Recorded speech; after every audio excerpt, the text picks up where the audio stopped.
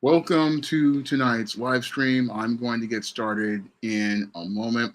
I just need a minute to take care of some business, then I will get ready for tonight's show.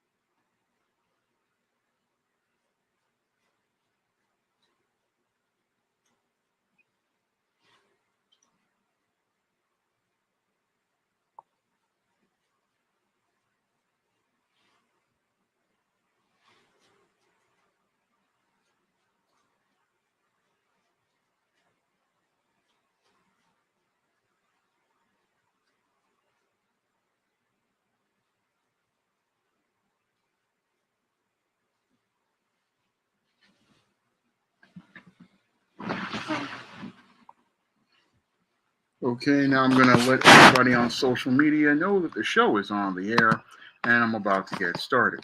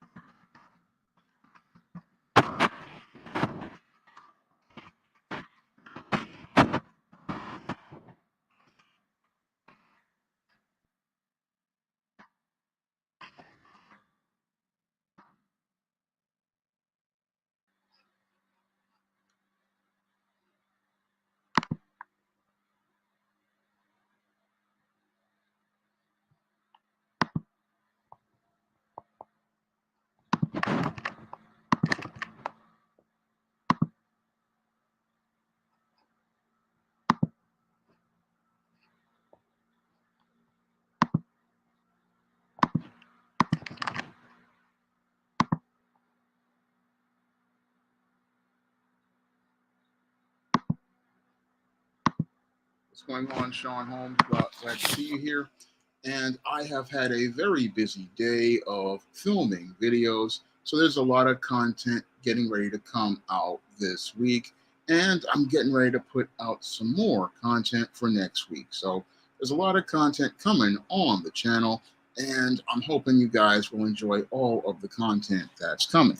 Now, I'm going to give everybody a bit of a preview of something that's getting ready to come as related to comic review videos. Now, Kevin Grevue, the creator of Blue Marble, sent me a couple of his comics, and one of the comics he sent me was the first book of Darkstorm. And I really am eager to go out here and give you guys a review video of Darkstorm. I really enjoyed this comic, and I think you guys will enjoy the review I'm gonna give of this comic. So I want to thank Kevin Grevue for sharing Darkstorm with me, along with two other of his comics, which he had sent me, which were the Psycho List and Bass Reeves, which I've already reviewed on this channel. So I want to thank him again for sharing these comics with me. And I can't wait to share a review of Darkstorm with you guys next week after I film it.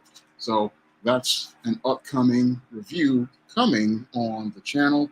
And I'm right now getting ready to start really thinking about what the next comic is for whatever crowdfunding project I want to do. So I've done the John Haynes comic, John Haynes at Death Store, which you can get a copy on Lulu right now by clicking the link in the description box. But I really would love to do an ISIS comic book, and I'm pondering what story I want to do, whether I want to do ISIS the Beauty Myth, which is a story I really love, or do I want to try to go out here and create an original ISIS story for my next comic. And again, I'm still trying to get some more support as related to donations to raise the funds for that comic. So if you guys want to help out, that'd be greatly appreciated. And with all of that basic perfunctory done, I'm going to get into tonight's topic. And tonight's topic is all about Warner Brothers Discovery being a studio in crisis. And Warner Brothers Discovery is in some dire straits at this point under the leadership of David Zaslav. Now, when David Zaslav became the new CEO of Warner Brothers, I thought he was going to be able to turn Warner Brothers Discovery around when he was appointed to be the CEO after the merger of Warner Brothers with Discovery. Now, after Warner Brothers merged with Discovery, I thought David Zaslav would be able to get Warner Brothers off the road to ruin that they have been in ever since about the late 1990s. Now, I say Warner Brothers has been on the road to ruin since the late 1990s because that was about the time that Warner Brothers, at the time, which was Time Warner at the time, decided that it was going to lobby the U.S. government to create the Telecommunications Bill of 1996. And this telecom law was one that the studios thought would allow them to gain more control over the media. But the irony is that they have been losing control over the media ever since they put this piece of legislation in place. Now, back in the 90s, Warner Brothers, Disney, and many other studios did not like the idea of federal regulations that made it where they could only own one TV network, one newspaper, one magazine, and one radio station in a local area. And they wanted to lobby the Republican Party in order to deregulate the media marketplace. And they wanted to deregulate the media marketplace with the argument that this would lead to more competition. However, after the Republican Party and the Republican Congress went out here and pushed for the telecom bill of 96 to be passed, what happened was that they got Bill Clinton to sign this law, and this law wound up destroying competition because all of the richer media companies like Sony, Warner Brothers, Disney, and News Corp, and Viacom went out here, and Warner Brothers went out here and bought up almost 99.9% of the media, and this basically wound up destroying competition. And with the destruction of competition in the 2000s, what happened was many of the studios thought that they were going to get leverage and control over the media, and they thought that they were going to go out here and get control over the media as they went out here and bought up all of the American media and global media marketplace. However, as the media marketplace changed in 2009, what happened was the TV went digital, and when TV went digital and people stopped using things like analog media, such as analog TV and VHS cassettes, what happened was that the media platforms changed, and instead of people switching to go over to the HD platforms to continue watching the shows that they used to watch on analog television, what they did was migrate over to the internet. And as they migrated over to the internet, they began watching the people on YouTube and getting most of their media from YouTubers like myself as related to their visual media, such as the content that they watched regularly. And they started getting their literature from authors like myself, as we wrote books like I'm writing right now with John Haynes, 1987, and many of my other books, such as John Haynes' Godbreaker and ISIS Legacy and Eastern Horror of the Hyena Woman.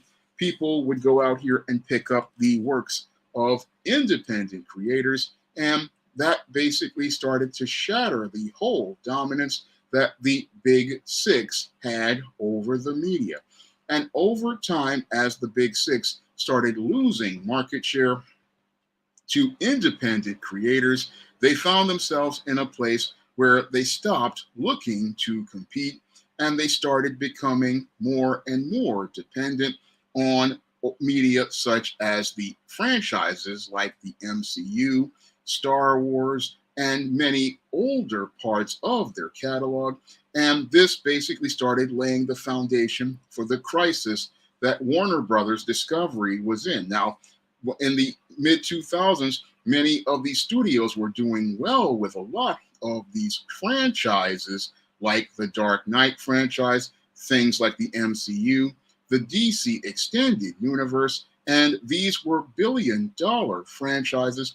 And these billion-dollar franchises were raking in a lot of cash in the short term. However, in the long term, many of the studio executives did not really see the damage that was being done because they were becoming more and more dependent on franchises in order to pull the big profits at the box office. And they were not looking to create new intellectual properties because many executives were dependent on the big numbers to take to investors. And as they were looking to take these big numbers to investors, what happened was much of the studios were not thinking about creating new intellectual properties as they were going out here creating multiple platforms for their media.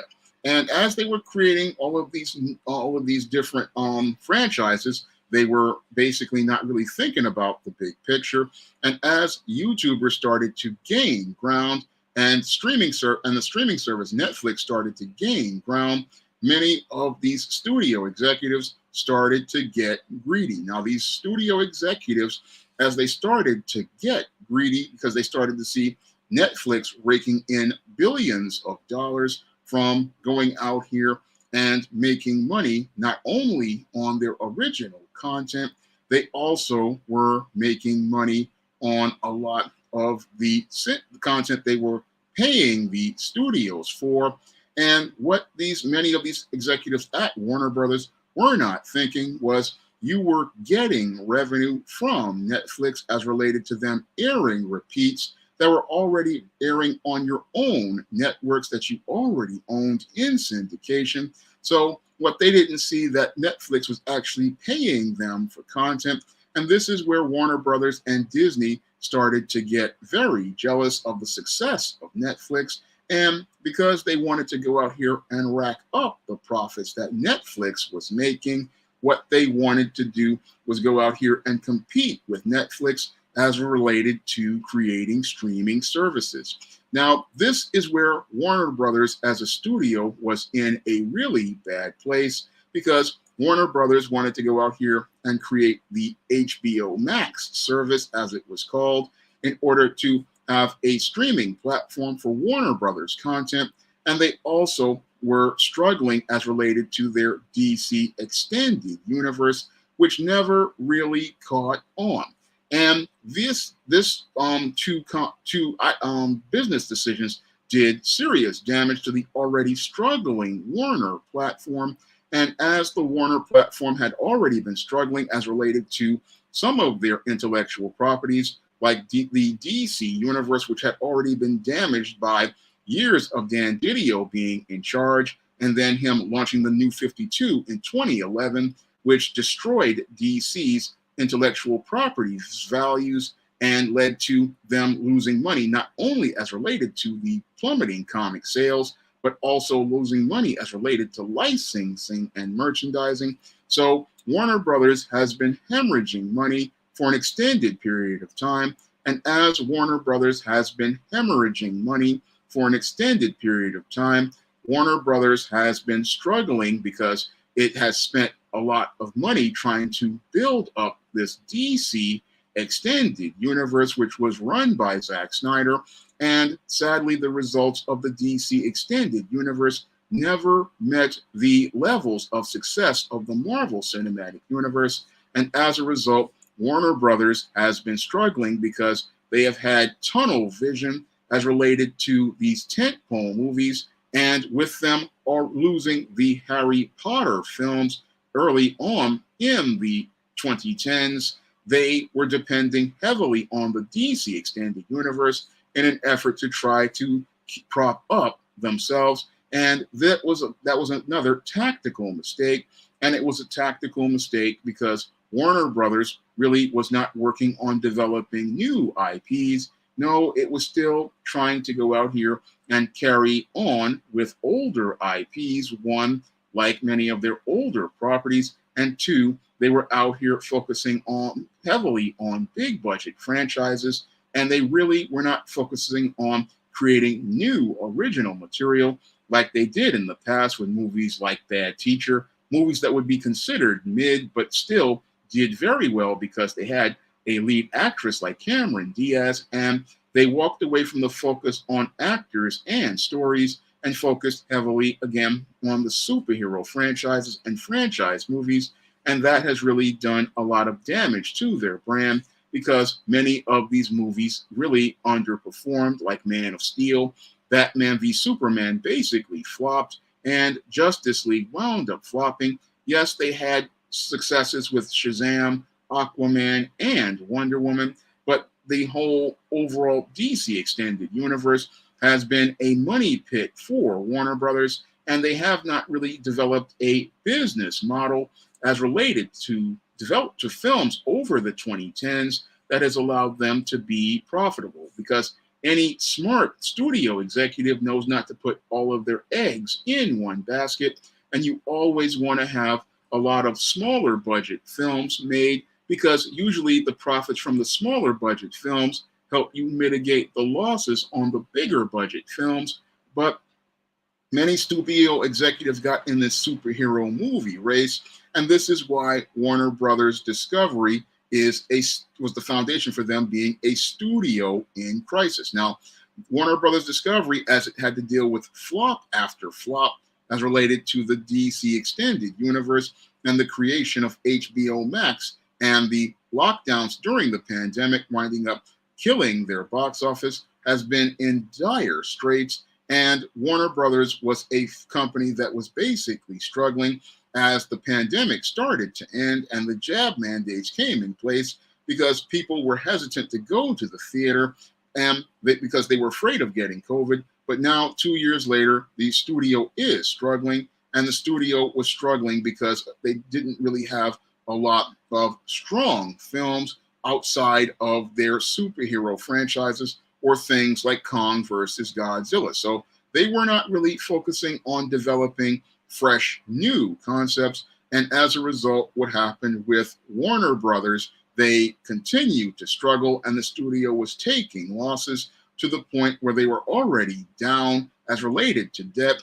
And then came AT&T. Again, they merged with Warner Brothers and they struggled, but then AT&T decided to let go of Warner Brothers and push them off on Discovery. Now, Discovery thought Warner Brothers was an asset that still had value. However, Warner Brothers was not the asset that it was back in 1989 when they were launching the first Batman movie with Michael Keaton.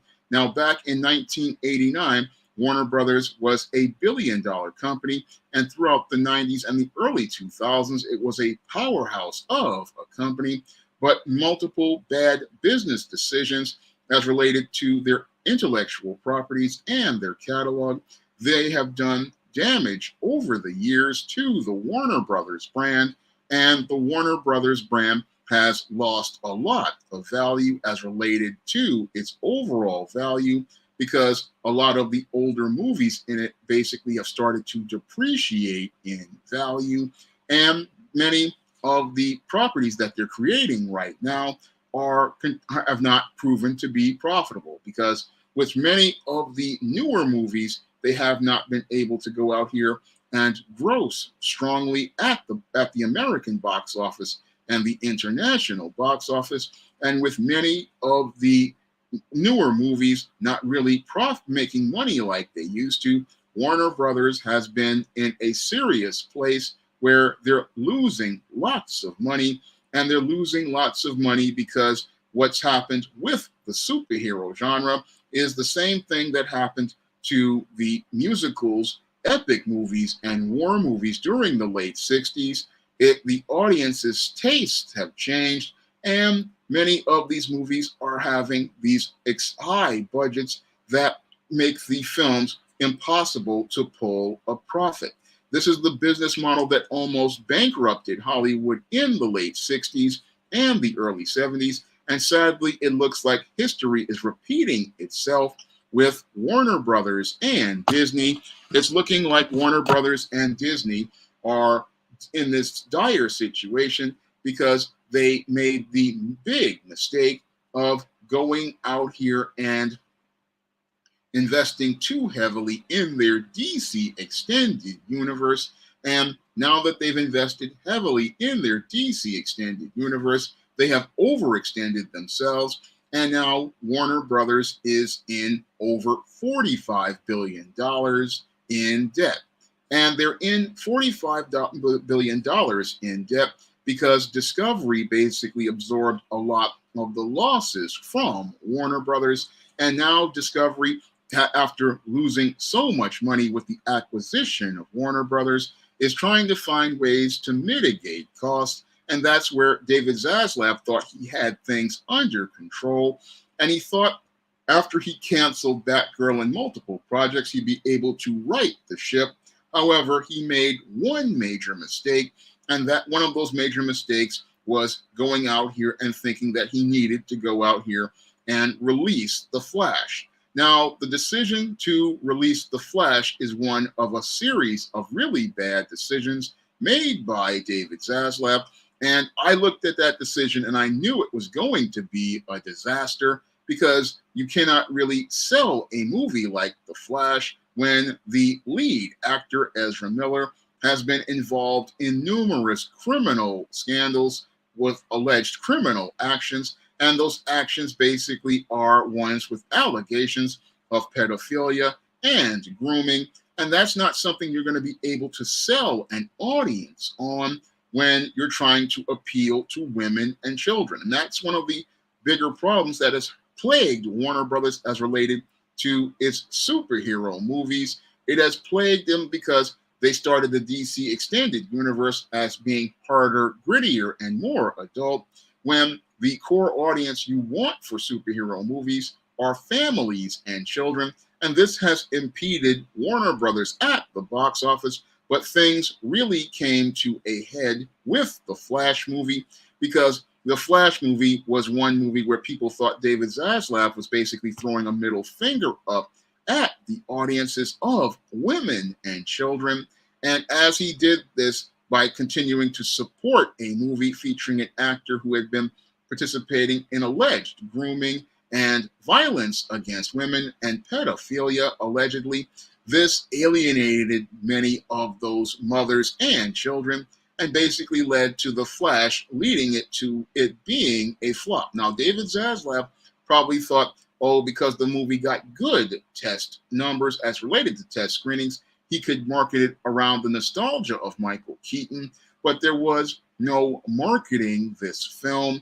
And any seasoned person who has studied the entertainment industry, like I did, like I am, I would know, no, I'm not going to release this film, and I'm not going to release this film because it's going to alienate the audience and it's going to hurt the overall brand. So sometimes you have to go out here and take a loss on something. Now, he was willing to take a loss on Batgirl because the story was so terrible, but the movie he should have also shelved was The Flash. Now, I understand he feels like there was over $300 million spent on this film, but there would be no way to ever recoup the loss. And even worse, there would be no way to recoup the loss to your brand and your reputation from making such an ethically questionable decision to release a movie around an individual whose ethics just are not in line with America. Because that Ezra Miller, basically, him being in this film basically killed it, along with this being the third adaptation of Flashpoint. I mean, this film being the third adaptation of Flashpoint really was the thing that alienated a lot of comic fans, because we've seen this story before done on the Flash TV show, We've seen this done in a direct-to-video movie. So it's just that they were kept repeating themselves on these stories, and that has been one of the big problems with Warner Brothers as related to the DCEU.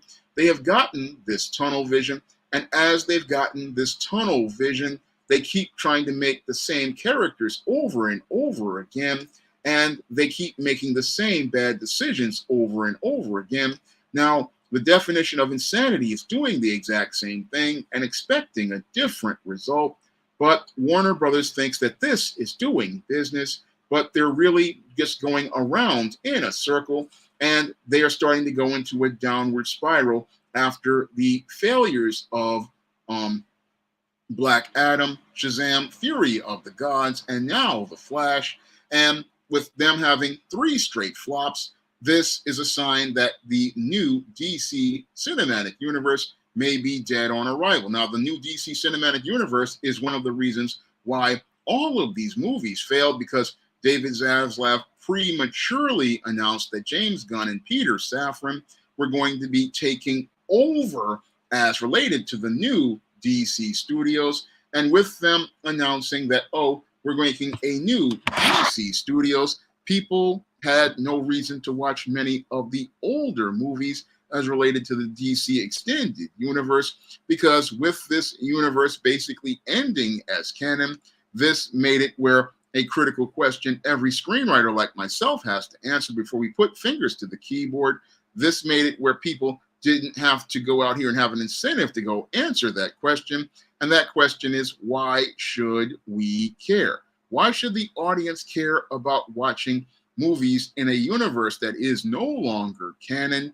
That's something that David Zaslav never really answered as related to his business decision to announce James Gunn and Peter Safran as part of the new DC universe and creating their new DC universe.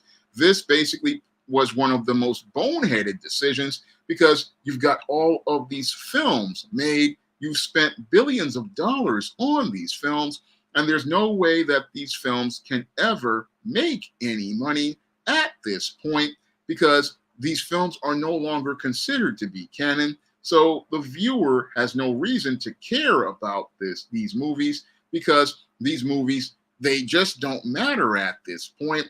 Because once you tell the audience that, okay, we're creating a new universe, all of the material related to the old universe basically is considered to be worthless. So this was a boneheaded decision by David Zaslav that sadly was not really smart and did lots of damage, further damage to the Warner Brothers studios, because you have all these movies made and you spent billions of dollars on them, and there's no way for you to make any sort of profit, because these films, the audience has no reason to watch them at this point. And the audience doesn't, and since the audience doesn't have a reason to watch them, you're not going to be able to recoup any of your costs as related to box office. And this was something that happened because David Zaslav was not critically thinking. No, he was trying to say that he was trying to salvage the DC brand, but this was not a very smart decision, because now people don't have a reason to watch any of these DC extended universe movies. And with Warner Brothers being $45 billion in the hole, this makes it even harder for them to pull profits, because they are not greenlighting many small budget projects with young, talented actors to create new stars. And that's a major mistake that Warner Brothers and many movie studios have made. They're not creating anything new with a small budget, because what really makes money for a studio are much of the small budget projects. This is something I have studied ever since as related to film, since the 1970s. Usually what really pulls in the money for a studio are those small budget films. Usually those small budget films, they go out here and rake all the cash, because you're creating new intellectual properties, you're relating to new generations of audiences, you're connecting with new generations of viewers, and you're creating stories that resonate with people. But sadly, Hollywood over the last, I say, 20 years has stopped making these kind of films. And in the last 10 years, they stopped making these kind of films. And while these films really did, some of these films would get critically panned, like Cameron Diaz's Bad Teacher. Those movies would go on to make $150 to $200 million in the U.S., and they would make hundreds of millions of dollars more. And while people would discount a movie like A Bad Teacher or An American Pie or one of these other small budget films, these were the films that actually pulled in most of the money. But Warner Brothers wasn't focused in on making these movies. And this has really hurt them because with the heavy focus on superheroes, they have really lost people. And when you lose people, you're going to lose your box office, because the stories about people are the thing that sell more than superheroes. Because when people see people like themselves on screen, they want to go out here and they connect with these movies. These movies resonate with them. And this is what David Zaslav was missing out on, because he was focused on trying to make the bigger profits on these superhero movies and these franchise movies, and not focused on developing the smaller movies. Again, when a studio makes money, it's not on the big movies, it makes it on the smaller ones. And it's the smaller ones like The Ghosts, The Pretty Women, the Last American Virgin, and many of these other movies that become classics. It's movies like this that go on to become the classics that not only do well at the theater, but also do well in other forms of media, like as related to cable and syndication and streaming. These are the movies that people watch over and over again. And this is what David Zaslav was missing out as related to the business, because he came in thinking that he was going to try to cut costs to save Warner Brothers, but clearly he showed that he really did not have the experience as related to the entertainment business to understand how film worked.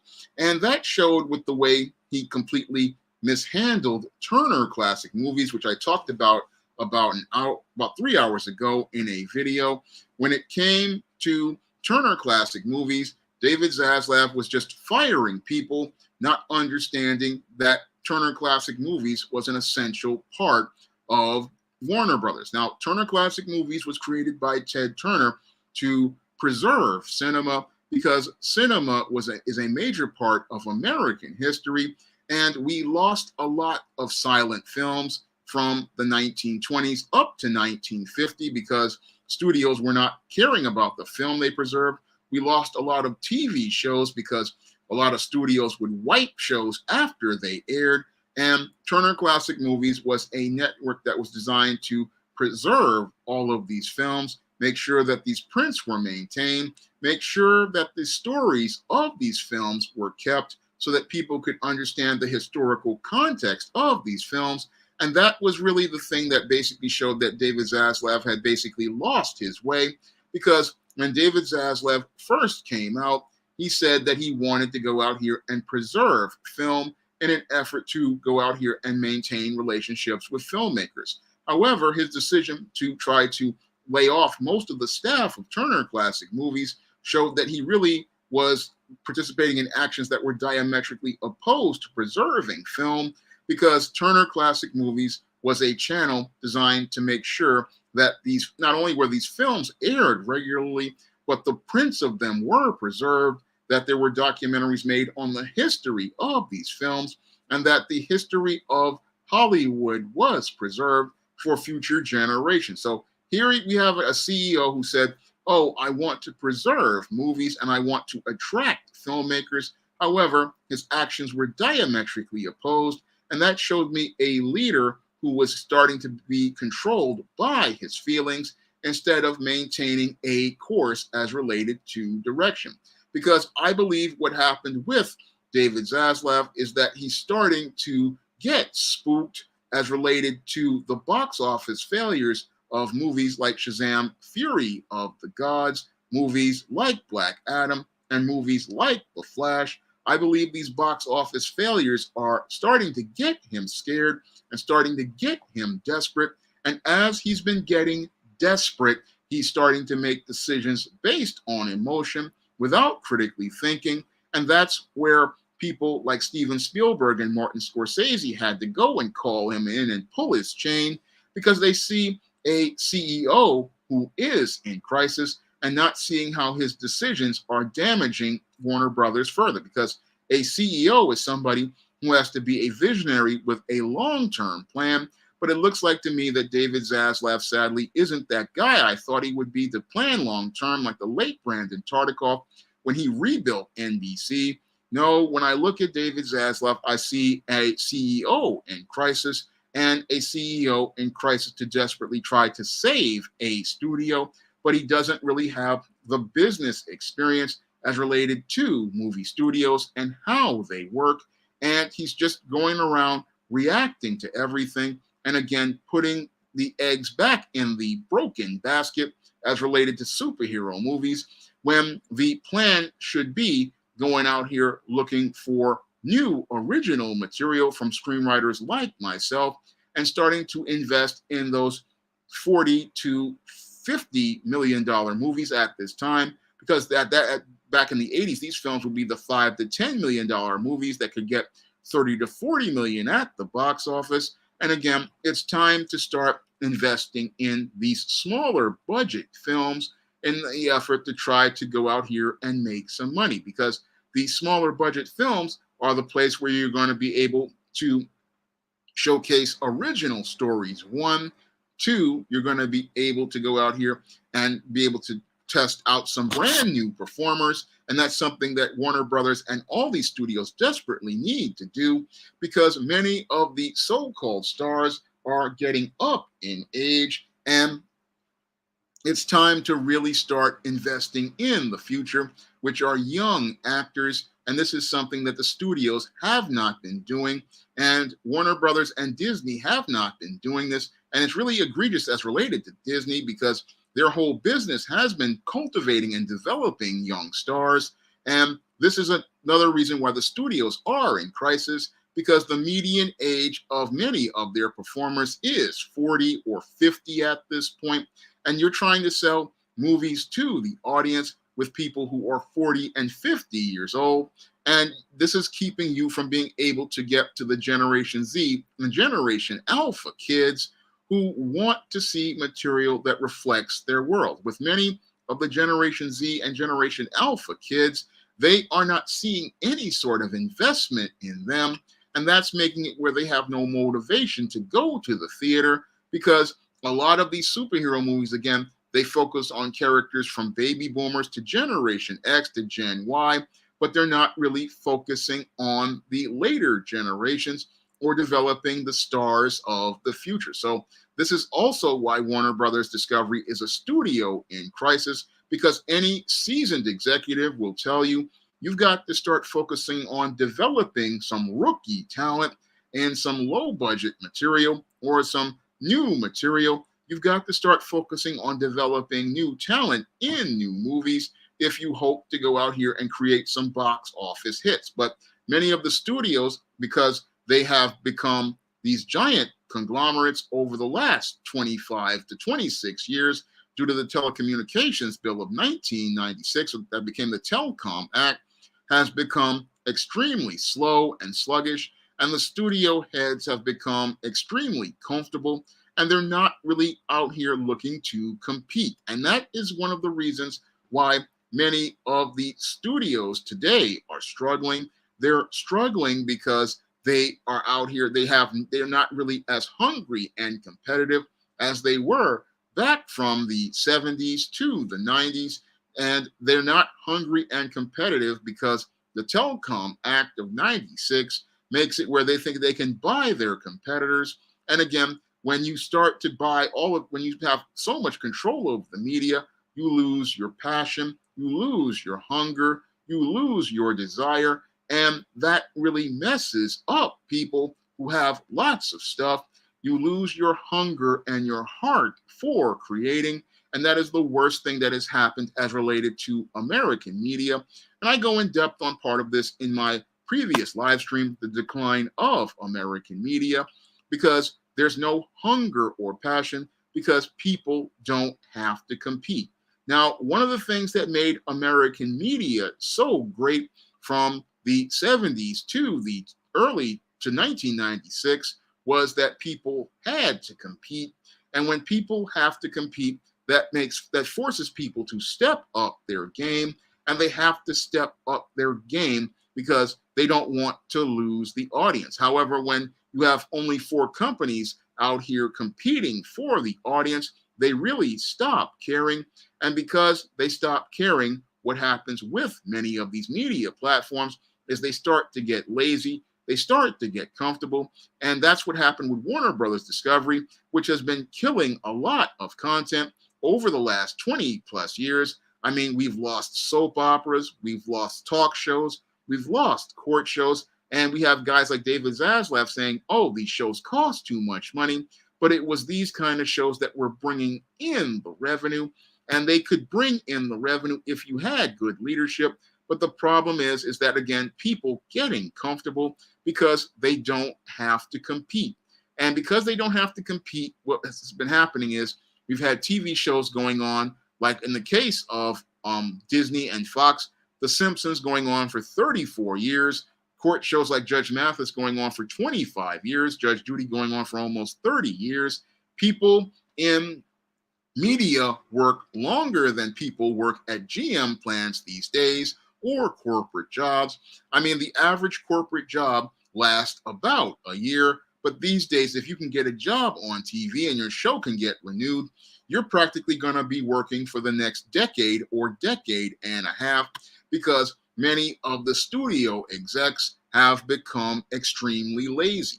And because they've become lazy, TV shows that used to run about 5 to 7 years tops now are running 15 to 25 years, like NCIS, and other shows like have run like the CSI and all these other shows, and Law and Order. These shows basically running to the point where people are dying off the show.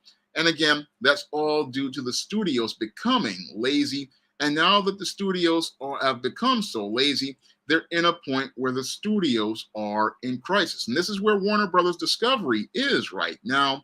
Warner Brothers Discovery is in a place where they're basically teetering and tottering towards collapse.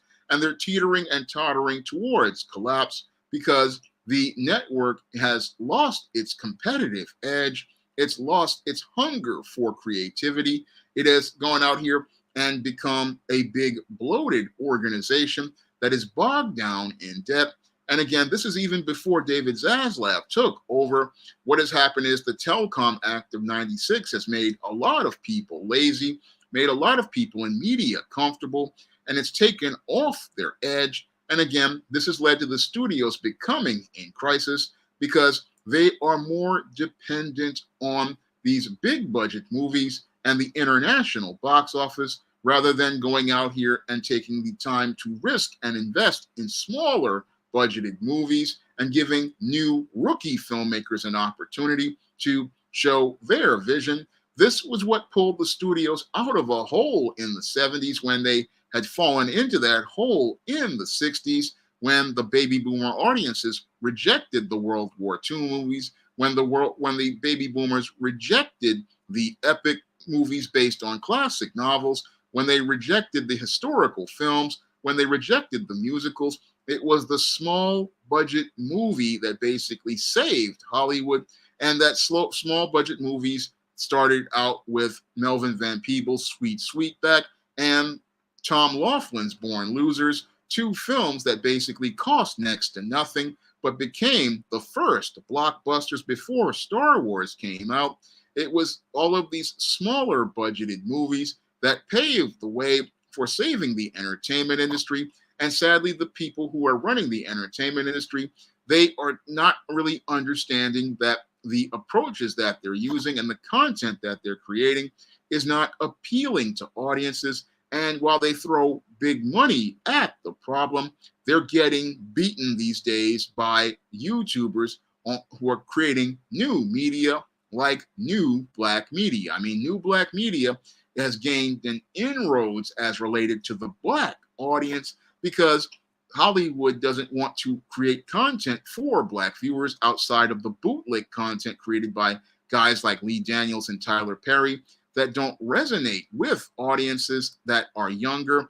And what's happening is that new black media is creating content that appeals to the new audience, and and studios like Warner Brothers are losing ground when they used to actually invest in those creators, but they don't invest in those creators anymore. And that is a big problem.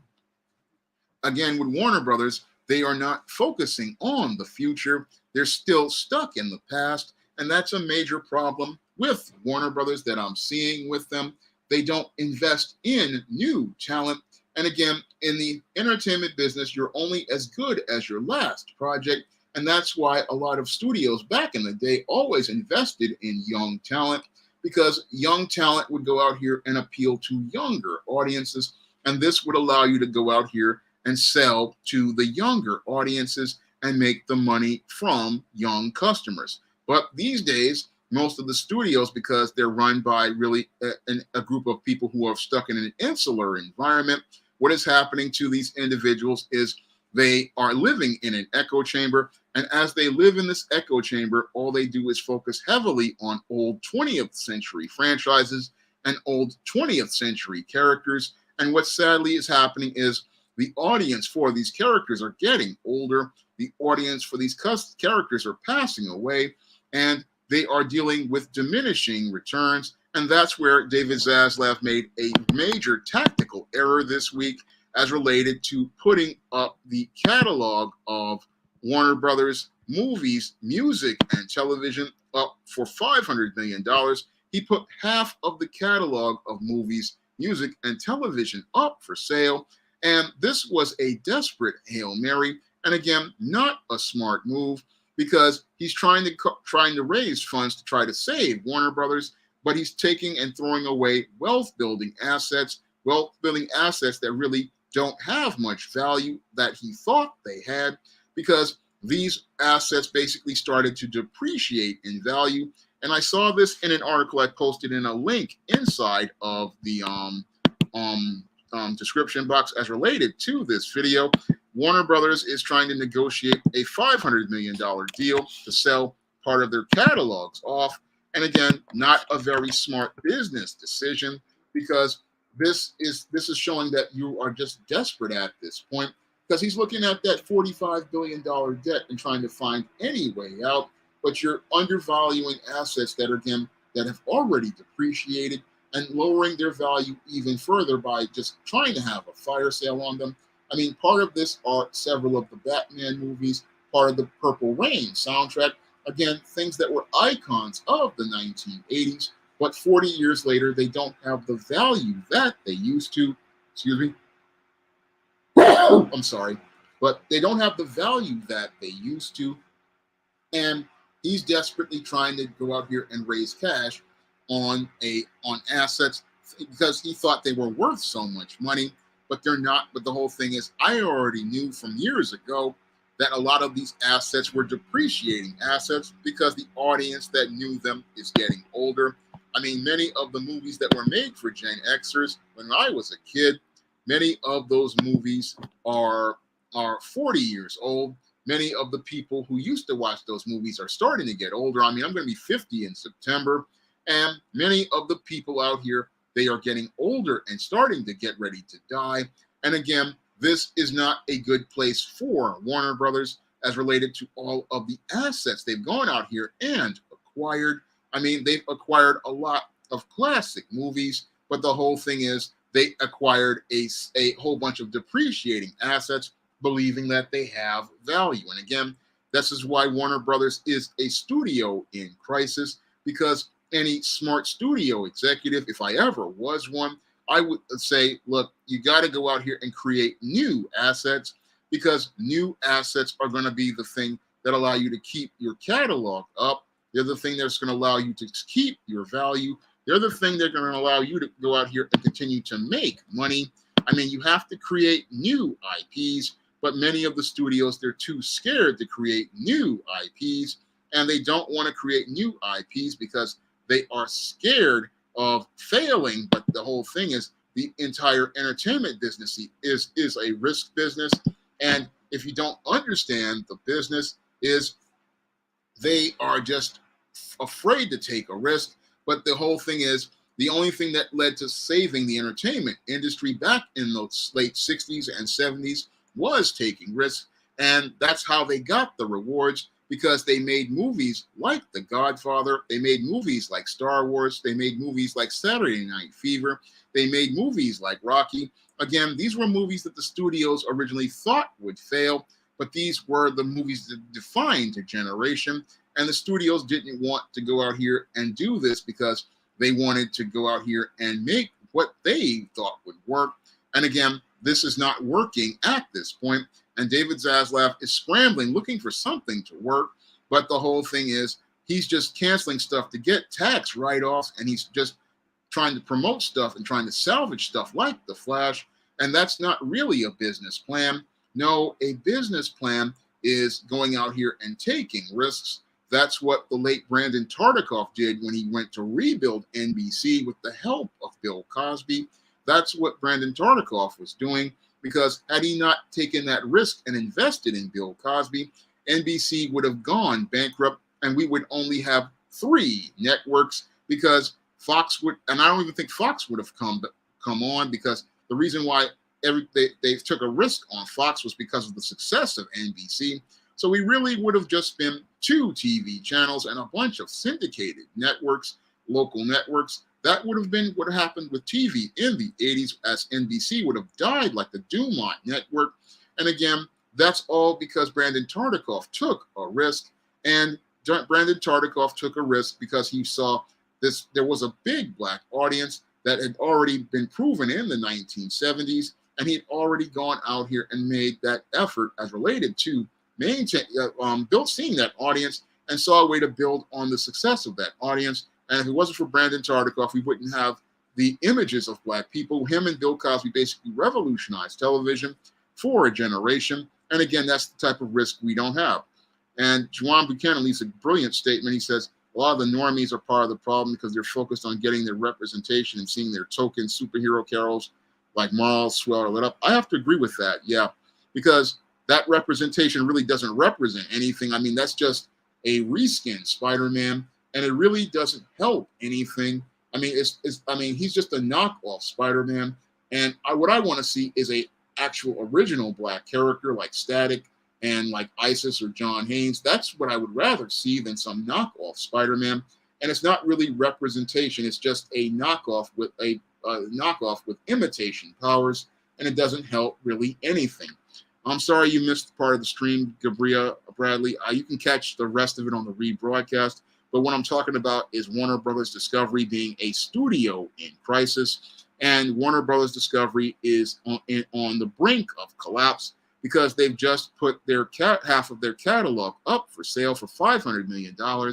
And that, in and of itself, is a desperate move when you have a company that's $45 billion in debt after its acquisition from Discovery from AT&T. So Warner Brothers is in a really bad place right now, as related to multiple box office flops and it not really having any really strong cash flow. And again, the studio I thought was going to be turned around by David Zaslav seems to be sinking ever further because there's no real leadership, no real vision, and no real direction. I mean, I would have thought that David Zaslav would have had the experience like I have as related to studying the entertainment industry to understand that it's time to shift gears and start focusing on some new material. I mean, right now, it's time for Warner Brothers to really go out here and say, yeah, these superhero movies are nice, but it's time for us to start investing in some new material. I mean, after the pandemic, we have a lot of tense people. And what we really need is a comedy. I mean, I'm not a studio executive, but the one thing I'm going to greenlight if I ever was an executive is a comedy. And I'm going to fast track that comedy because people want to laugh no matter what the social justice types go out here and say about political incorrectness. Everybody wants a good laugh and they want a gutbuster laugh movie. That would be one of the things I would be out here fast tracking. We really need a comedy out here. And again, that's what a good leader would go out here and do. He would be like, look, there hasn't been a good comedy in a good about 3 to 5 years ever since. I mean, even I'd say about 10 years ever since these culture wars have started. And we need a good comedy to give people a cleansing laugh to help them relieve the stress that they have. I mean, I have an idea for this called Dude, Where's the Bathroom? That I have out here, and I wish I could pitch it. But the whole thing is that people need to laugh. They need to go out here and get out all of this stress. I mean, people over the last 3 years with this pandemic have been stressed to the point where they're basically tense. And that's something the studios aren't thinking about because of that tunnel vision they have as related to superhero movies and that obsession they have with box office. And again, this is hurting the Warner Brothers Discovery right now because they haven't come out of that tunnel vision.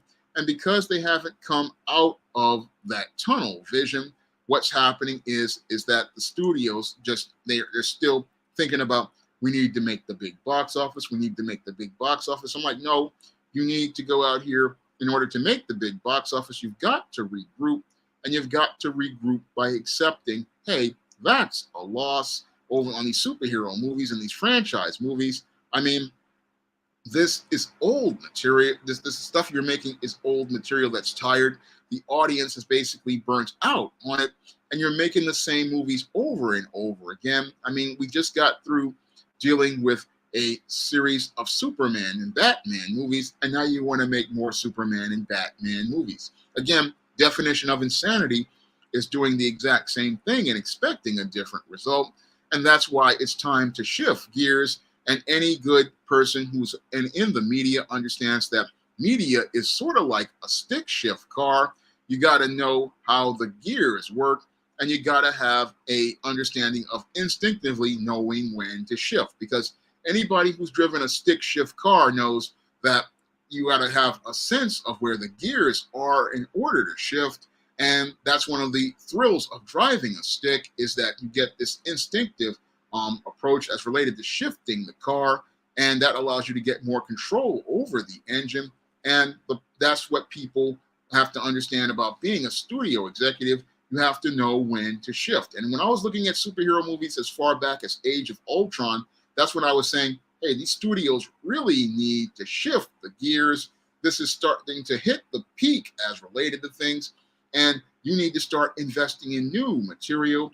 And that's when you start investing, when this thing is starting to rise. Any seasoned professional will tell you, hey, you got to start investing in some comedies. You got to start investing in some dramas. Yeah, these movies possibly flopped in the past, but you got to start investing in something different and starting to reach some different audiences with different material. You got to go out here and start shifting those gears. But the studio executives, they're driving like they're driving an automatic transmission.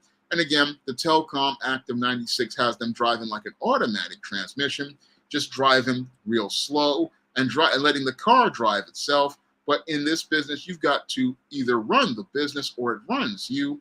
And sadly, what's happening with David Zaslav is that the business is starting to run him. And now he's running scared because the decisions he's making are starting to become more and more emotional. The decisions he's making are starting to become more and more irrational. And he's starting to get scared as related to the business. And again, their whole idea is something that they start to get, that they're running scared. And again, you can't, if you start running an entertainment business on fear, that's when you're going to start making panicky decisions. And those panicky decisions are going to make you start taking losses, further losses than you are. And that's what I saw when David Zaslav went out here and greenlit The Flash. He was just filled with fear, thinking, oh, if I scrap this movie, everybody's going to hate me. But the whole thing was, any smart businessman would have said, okay, I'm willing to take a $300 million loss on The Flash, and I'm willing to blacklist Ezra Miller because this guy is just a wacko, and I'm willing to eat those costs in the short term while I invest in the long term on some new talent. That's what any smart businessman would do, because he understood that the damage to the brand would be worse than the cost of the movie.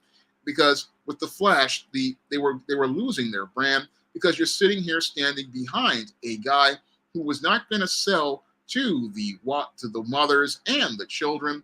Again, this is your bread and butter for superhero movies. And again, that's where I would have said, look, I'm willing to eat the cost on this Flash movie. I'm willing to eat the cost on this Batgirl movie. I mean, if these movies are this terrible, I've got to scrap these movies and take these losses. And I've got to eat these costs and then focus on some other types of movies. I mean, that's why I came up with ideas like Dude, Where's the Bathroom? I mean, that's the kind of stuff people want. I mean, people want, again, that big comedy. They want a romance. I mean, people want good stories. And there's an audience for them because the Super Mario movie shows that there's an audience for these movies. Creed shows us, thank you, Juwan Buchanan, that there's an audience for these movies. And the audience wants to see something new, but sadly, Warner Brothers Discovery is so merged and so disconnected from people, and that's a big problem I see with with Warner Brothers Discovery. They're not connected to the audience anymore, and that's just a microcosm as related to the problem of Hollywood. The problem of Hollywood is that they have become so insular and disconnected from the audience that they don't really see people anymore. And I went in depth on that in my classic video where I talked about why don't they make movies about people? Because film is supposed to be a snapshot of life that people are living. And that's one of the best parts of making movies is making that snapshot of life that people are having and telling the stories about people. And that's really what I see with Warner Brothers. They basically have lost their way as related to film. And even though you've got guys like Martin Scorsese and Steven Spielberg trying to talk to David Zaslav as related to Turner Classic Movies, they really don't see the big picture as related to why their studio is in crisis. And their studio is in crisis is because they've lost sight of people. Because when you're writing stories like I do, I try to write about people because I want to connect with the experiences of people and have them resonate with people. Like when I was writing All About Marilyn, I was writing about the struggles of a Black actress in Hollywood. I was writing about the struggles Black women face in the entertainment industry. Again, I wanted to write about people, and even when I'm doing fantasy stories like Temptation of John Haynes, I always try to humanize the characters so you can see a person and not just some character like Marvel and DC have out in their superhero movies. Yes, the heroes are larger than life, and they've become caricatures like the characters in the MCU, but we've lost sight of the person. Because I look at 2008's Iron Man, where we saw a multi-dimensional Tony Stark, and I compare him to the Avengers Infinity War and Avengers Endgame Iron Man, and that character basically became a caricature of himself.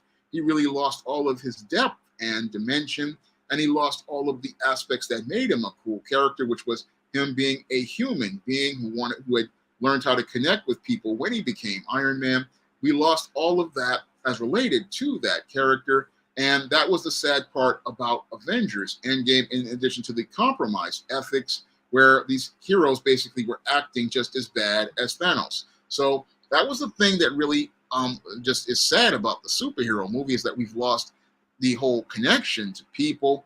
And Hollywood has really, like studios like Warner Brothers, have lost their connection to people.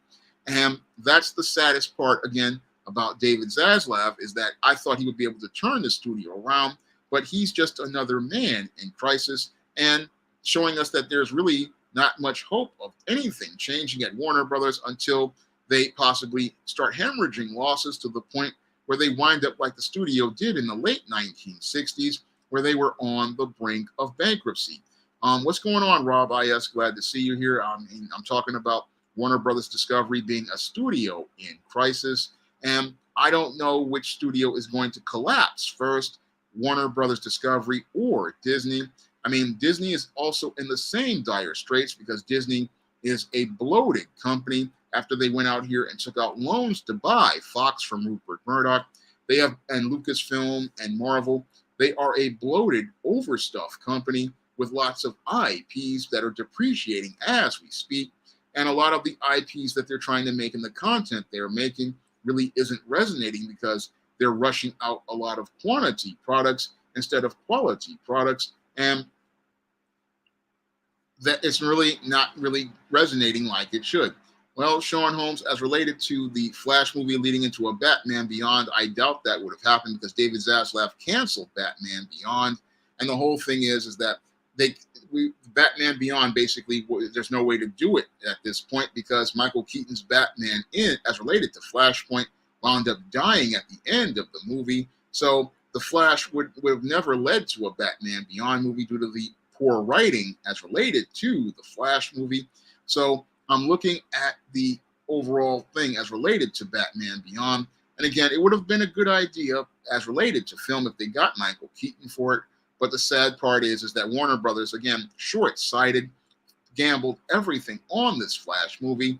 But the Flash movie really, it proved a real problem. Like Gabriel was telling us about, Barry Allen didn't learn anything from changing the past. So the Flash movie was a just certified disaster, and it really shows how lost Warner Brothers was because they were looking to scavenge as related to trying to save this movie, but this movie could not be saved, and it could not be saved as related to things. I have nothing to do with Rippaverse Comics, Forrest McLeod. When I saw him in a picture with Kyle Rittenhouse, that was all I needed to know about Young Ripper 5'9", so I won't be supporting any of his products because he supported a shooter who basically came to look to kill black people, and he's thinking, as he played politics, I can't support his products at all. That and the fact that he gouges people on those products. I mean, a comic shouldn't cost $50. I mean, John Haynes at Death's Door right now, even when I had the Kickstarter, was only $15 with $10 shipping. I believe, no, it was $8 shipping. I mean, I only charged $22 for a John Haynes at Death's Door comic, and you can still get that comic for that price on Lulu. So when I look at Young Ripper 5'9", he's not a guy I want to support because I believe he's taking advantage of people. And even though he's made over $1 million, I don't like the way he made that $1 million by playing to politics, and I don't like the way he played to go out here and make this book. And I don't want to support any type of book like this because he's made a lot of compromised ethics, similar to what I see what David Zaslav has done with Warner Brothers. And again, Warner Brothers is a studio in crisis, and it's a studio that's basically falling under its own bloated weight, similar to Disney, and it's falling under its own weight because they've got too many eggs in the superhero movie basket. They've got a lot of depreciating IPs. They've got a lot of things as related to issues with the way they do business, and they have no leadership with a vision because Hollywood has become an insular place where people are living in echo chambers, and as they live in echo chambers, they don't hear all of us who have been trying to tell them, we want you to make different stories, like Juan was talking about. Yeah, a smart company would be aware of the superhero fatigue. I mean, it's time to go out here and create something new, but the studios want to hold on to things because they want to play it safe, because the Telecom Act of 96 has made them lazy. It's made them comfortable, and it's made it where American media, ironically, is in a place where it's not competing, and that's allowing a lot of foreign people to come in. This is why manga has taken over the comic book business, because we're not out here being lean to compete, and you really want to have a lean company to compete, because when you're bloated, you can't adapt, you can't move, and that's what's happened with Warner Brothers Discovery. It's a bloated, overstuffed company filled with a lot of heavy weight, and that's what Disney is starting to see with Lucasfilm. They're saying, oh, we've already messed up Lucasfilm, so now they're trying to shed some of that weight, but it's too late at this point, I believe, for Disney, because they're in a worse place than they were in the 70s, and Warner Bros. Discovery is in the same place. They're not in a place where they're ready to compete, and this is where the Japanese with the anime are really gaining an advantage. This is where Japanese with manga are getting an advantage, because their companies are lean. They have small catalogs, and they can go out here and create IPs very quickly So they know how to go out here and adapt and maneuver and say, okay, this isn't working, so I'm going to move on. And I've had to do that myself when I first started SJS Direct. I had to start saying, okay, yeah, I've got a lot of different stories, but I'm only going to push certain ones because if I see if this is not moving, I'm just going to have to charge that book to the game and continue to move on. That's what any smart person does. But many of these studios, they have lost their ability to maneuver. They've lost their ability to say, okay, this isn't working. We're going to leave this right here. We'll put it in the archives and let that sell in the archives. But we're going to focus on other projects. But studios don't know how to do this anymore due to the insular echo chambers they have remained in. And they're so afraid of taking risks on new material that they're basically in a place where they are starting to sink. Because in order for an entertainment business to move, you've got to be able to maneuver, you've got to be able to adapt, and you've got to be able to start creating new material, and you've got to be on the lookout for new talent. New talent is what makes you money in the short term so that you can be able to make profits on your catalogs long term. And again, if you're not making new material, you're going to have a catalog full of backlist material. And again, the backlist makes money only if the front list is selling. And this is one of the reasons why I'm constantly out here promoting newer books like John Haynes' 1987 or John Haynes' Godbreaker, because this sells older books like John Haynes at Death's Door and other John Haynes books. It's the new books that sell the old ones, and it's the new movies that sell the older movies. So in order for you to make money in media, you have to go out here and continue to make new material. And again, it's the new stuff that gives people incentive to go buy the old stuff, because as people see the new stuff, they go and want to buy the old stuff. And again, this is something that flies over the head of executives who rely too heavily on sequels and remakes. What's going to get people motivated to buy your older movies are new movies that aren't sequels. Now, they may reminisce about the older movies, but the whole thing is that if you make new, fresh stories, what's going to happen is people are going to want to pick up more. And again, people are going to want to pick up more because they say, okay, that reminds me of older people say it reminds me of an old movie, but a lot of people want their own movies. So that's when I look at things as related to things overall. So Juwan makes a great statement. He says, anime and manga weren't as popular overseas as today in the Western world. The Japanese are the ones telling the good stories that people want. And I have to agree with that because I was around in the 80s, and yeah, shows like Daruga 15 weren't that big. And Battle of the Planets, these shows were on, but they weren't not like huge like they are right now. But the Japanese have been telling really great stories, and they take risks. And that's one of the things I like about anime and manga is that they're out here taking a risk. But American companies, we take stupid risks, and we keep going out here trying to force and shoehorn things like with the Kamala Khan Ms. Marvel.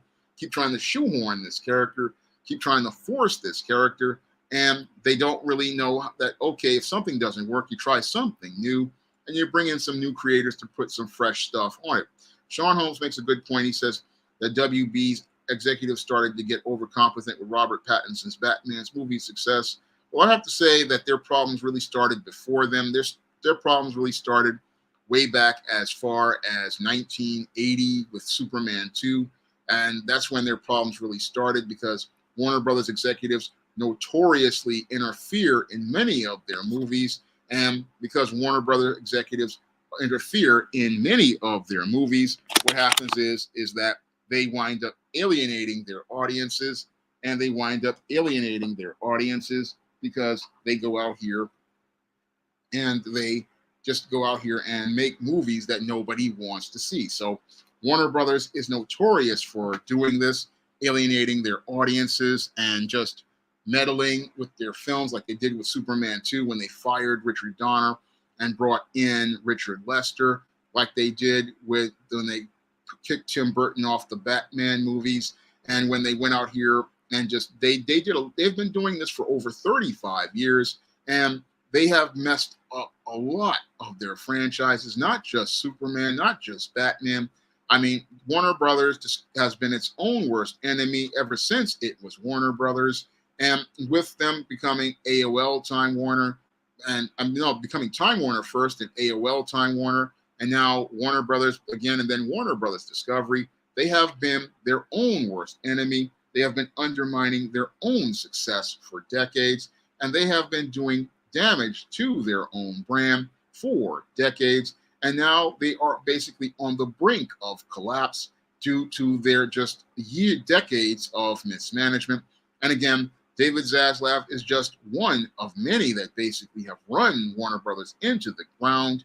And again, all due to the lack of leadership, due to the insular environment where it has become an echo chamber. I mean, that's the sad part about Warner Brothers. They've been a studio that's been struggling, even though they've making profits. There hasn't really been any leadership or direction, and that's why the studio is in crisis and making desperate moves in order to go out here and try to stay afloat. Because again, they are bogged down with debt because they have so many movies that flopped. They have been struggling for over a decade, as I've seen it, because Man of Steel really underperformed, and the DC Extended Universe really has not gone out here and really recouped the cost on all of these movies. And as they were trying to compete with the MCU, they really did not go out here and build their brands as related to making new properties. It's like after the Harry Potter franchise, they jumped into the superhero craze, and again, not very smart overall. I mean, yes, you had money makers with Harry Potter. Yes, you had money makers with the whole Harry Potter franchise, but it was time to start working on smaller movies. And again, this has really bitten Warner Brothers in the backside.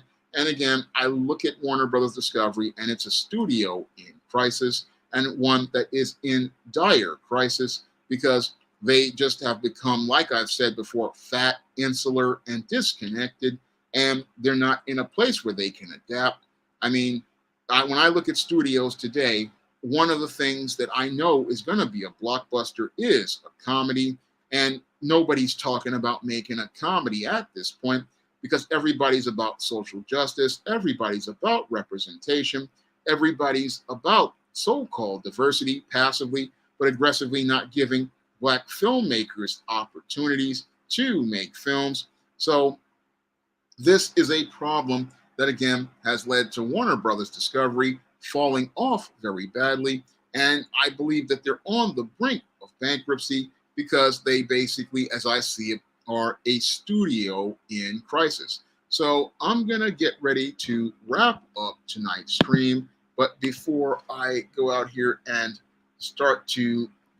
wrap up tonight's stream, I want to ask everybody to, head over to lulu.com and pick up a copy of the first John Haynes comic, because I really want you guys to check out my first comic that I did with Antonio Baldari. It's a fantastic looking comic with great art and a great story. And everybody who got it on the Kickstarter loved it, and I want to share it with more readers. And I'm really been working really hard for weekend book sales. Book sales have been kind of slow over the entire year. So I'm asking everybody also to head over to Amazon.com and pick up some of the books on the SJS Direct imprint. And I have lots of great stories over on SJS Direct, like John Haynes Godbreaker, John Haynes 1987, which came out last month, and the 2022 books like Isis Legacy and Eastern Horror of the Hyena Woman. I have lots of great books over on Amazon.com, including my vampire novel, Eternal Night. So asking everybody to pick up some of those books on SJS Direct and help get some new stories out there, because I'm working on some new stories for SJS Direct in 2024, working on a sequel to John Haynes' Dark Succubus, Isis Dark Incubus, which really reads like a movie. I have Esteem Horror in the Hamptons, which follows up on some stuff from Escape from Transylvania. And I have John Haynes' Illuminati, and I'm thinking about doing another comic script. So I have a lot of great material that I'm planning for 2024, and I've been talking to artists about the covers for the 2024 books. I've been working with artists on some pinups for the 2024 books. I'm just really want to try to get some more material out here for everyone. But the only way I can go out here and produce more material is with your support by either buying the books or donating to the Cash App or the PayPal.